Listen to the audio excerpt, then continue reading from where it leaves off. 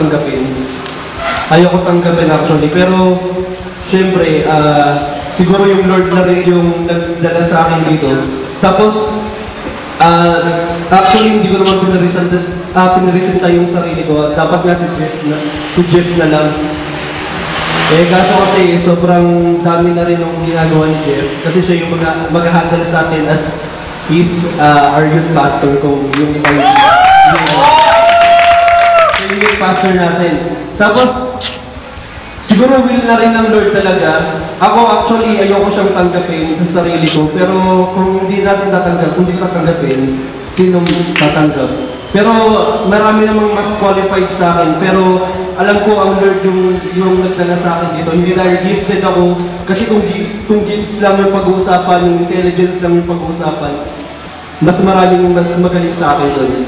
Pero I believe the Lord has brought me here para alam ko may gusto pang gawin ng Lord sa life ko kung bakit tayo dito or bakit ako dito. Ayun.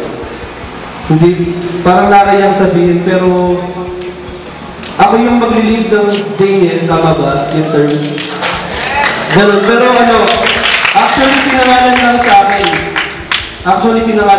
akin na ako yung maglilid. Pero ang totoo, lahat tayo yung magtutulong-tulong para yung Daniel maging maayos. Okay ba yun? Kasi kung kami lang, halimbawa ako tapos yung mga second gen yung magtatrabaho para sa DJ natin, malamang talagang mababurn out, mapapagod yung bawat isa. Pero kung pagtutulong-tulungan natin, alam naman natin na magiging strong yung DJ natin. Tama ba?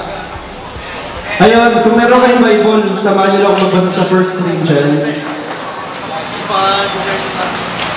1 Corinthians 9:24-27. Actually, ito yung iniwanan sa atin ni Kuya Boyet. Di ba, nung nabubuhay pa siya bago siya mamatay, ito yung iniwanan niya sa atin. And ito yung lagi niyang gustong sabihin sa atin. Ito yung gusto niyang gawin para sa atin. Di ba, lagi natin nakikita sa kanya pag nag-email siya, minsan pag nag-text, yung helping others run the race well. Tama ba? So, familiar na yun lahat. Basahin lang natin sa 1 Corinthians 9:24. Do you not know that in a race, all the runners run, but only one gets the prize? Run in such a way as to get the prize.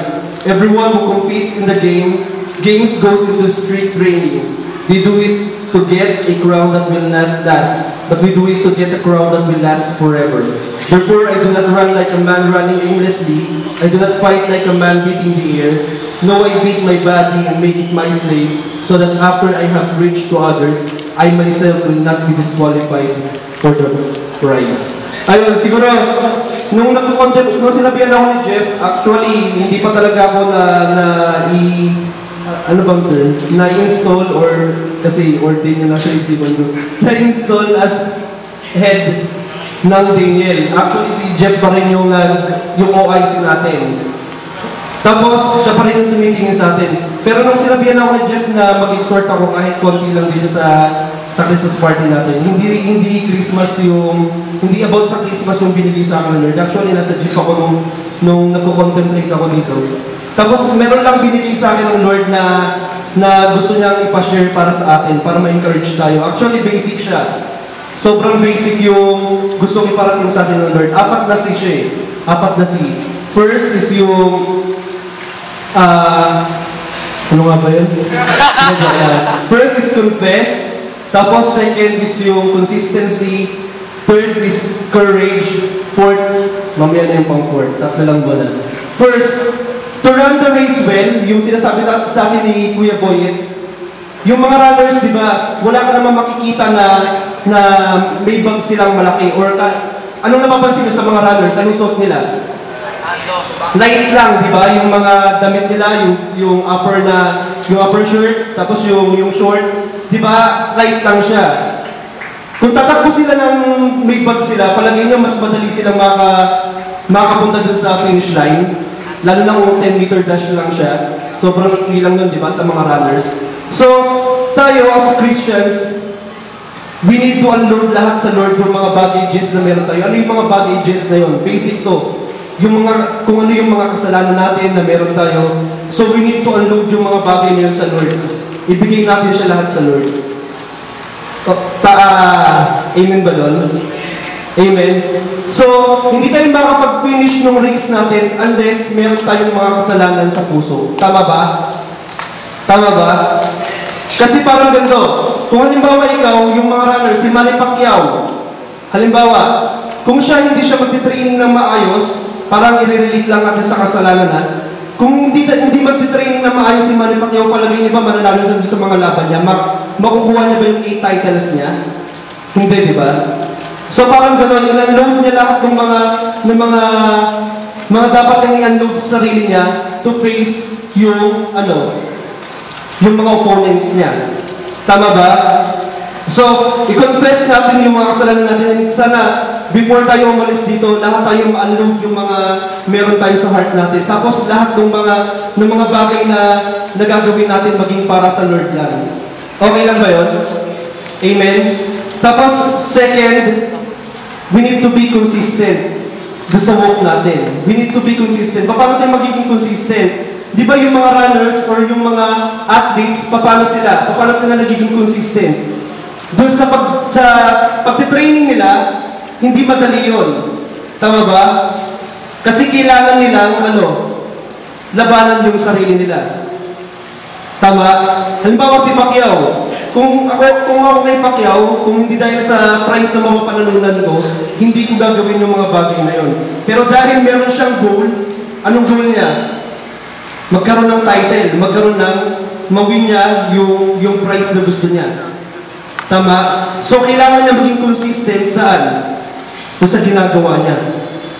Kung tayo hindi magiging consistent sa paglakad natin sa Lord, palagay niyo ba matatapos natin yung race ng maayos? And we need to be intentional. Yung pagiging consistent, dapat intentional siya. Halimbawa, ikaw, meron ka pa rin mga bagay na ginagawa na alam mo hindi nalulugod ang Lord.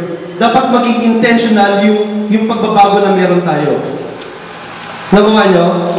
Kasi hindi tayo, yung Daniel, hindi siya mag-soar high or soar up high unless maging consistent tayo, maging intentional yung pagbabago ng bawat isa. Tapos, kung hindi magiging intentional, halimbawa yung mga DJ heads or yung mga second gen or kaming mga leaders nyo, hindi magiging intentional yung pagdi-disciple namin sa inyo, palagay niyo ba may mangyayari doon sa DJ natin? Palagay niyo ba may mangyayari? Wala. Tama ba? Okay lang ba? Hindi ito madalas ginagawa ni Kuya Boyet, pero madalas kong ginagawa sa class ito. Pwede ba lahat ng attention sa akin muna?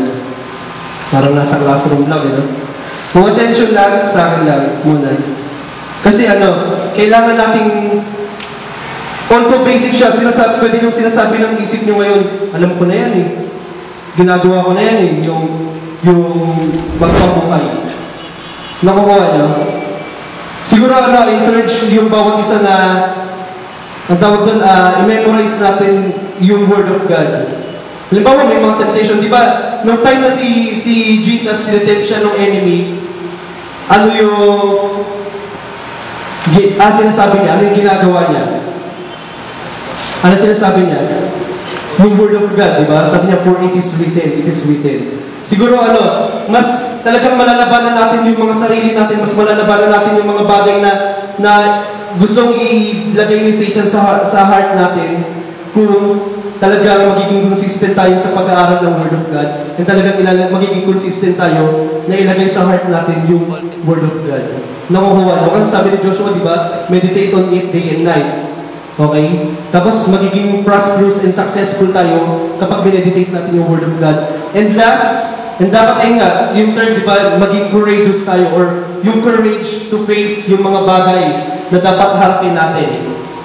Okay, yung last is kahit makalimutan nyo yung tatlo, yung confess, consistency, pati yung courage, pero yung pang-apat is Christ. Once na si Jesus talaga yung nag-reign sa atin, talagang i-strengthen tayo to finish the race. Nakukuha nyo? Ayun, talagang na-encourage lang yung bawat isa na siguro ilagay lang natin yung heart natin kay Lord. Ilagay lang talaga natin yung heart natin kay Jesus kasi siya lang na talagang mag-enable sa atin para mag-finish ng race na maayos. Ayun lang. So, encourage yung bawat isa, especially yung mga kasamahan ko na leaders, talagang maging intentional yung pagpapalalim natin sa Lord. Kasi wala nang magbabantay sa atin, wala nang Kuya Boyet na magbabantay sa atin para sabihan tayo lagi na mga encouragement, sabihan tayo na, uy, magbuhay tayo na naman sa maayos na paraan, di ba? Nagagawa ni Kuya yun. So wala nang Kuya Boyet na magbabantay sa atin. And tayo, kung tayo, hindi tayo magpapakaayos, dahil wala na si Kuya Boyet. Si Kuya Boyet ba yung Diyos natin? Hindi naman, di ba? Sino ba ang Diyos natin? Si Jesus. So talagang magpakaayos tayo, hindi dahil kay Kuya Boyet or hindi na tayo magpapakaayos dahil wala si Kuya Boyet, pero magpakaayos tayo kasi mahal natin ang Diyos. Ayun lang, tapos